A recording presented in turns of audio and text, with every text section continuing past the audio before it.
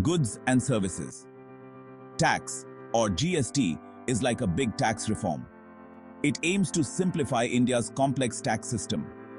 Before GST, we paid many taxes at different stages. This was confusing and increased the final price of things we buy. GST replaced these multiple taxes with one single tax. It applies to almost all goods and services. This makes doing business easier and can help lower prices in the long run. The idea is that a single tax system reduces the overall tax burden. This, in turn, can make goods and services more affordable.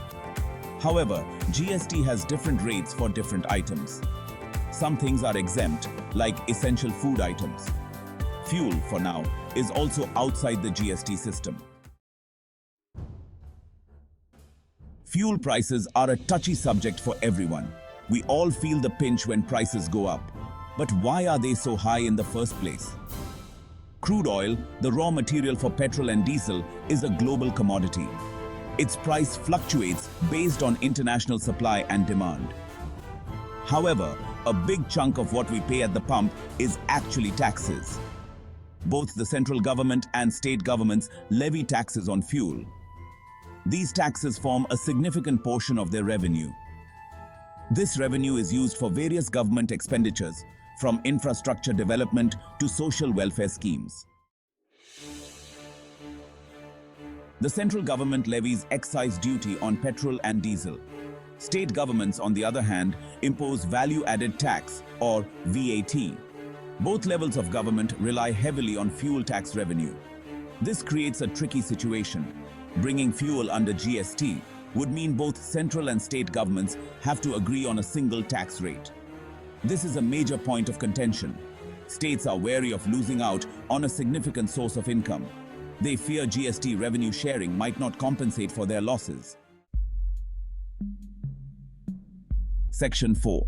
GST on fuel, a price plunge or a pipe dream. Many argue that bringing fuel under GST would drastically reduce prices. While this seems logical, the reality is a bit more complex. If fuel were to come under GST, the current high tax rates would have to be significantly reduced. This could lead to a substantial drop in government revenue.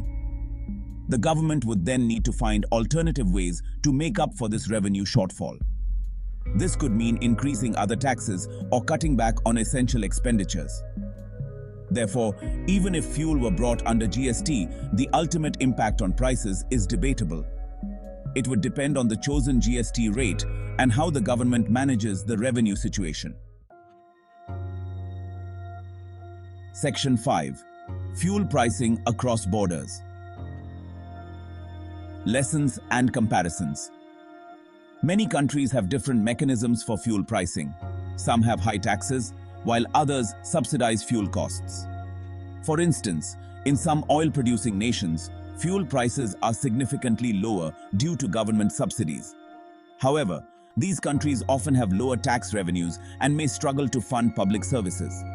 Comparing fuel prices directly without considering the economic and political context can be misleading.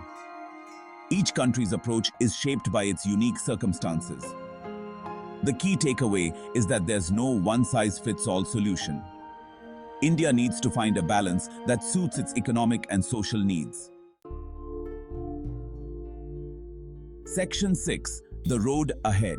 Fuel prices and policy decisions. Fuel prices are influenced by a complex interplay of global factors, domestic policies, and taxation. Bringing fuel under GST is a complicated issue with no easy answers. While it could potentially lead to some price reduction, the impact on government revenue and the potential for increased other taxes cannot be ignored. Ultimately, the decision rests on finding a solution that balances consumer relief with the government's need to generate revenue for essential services.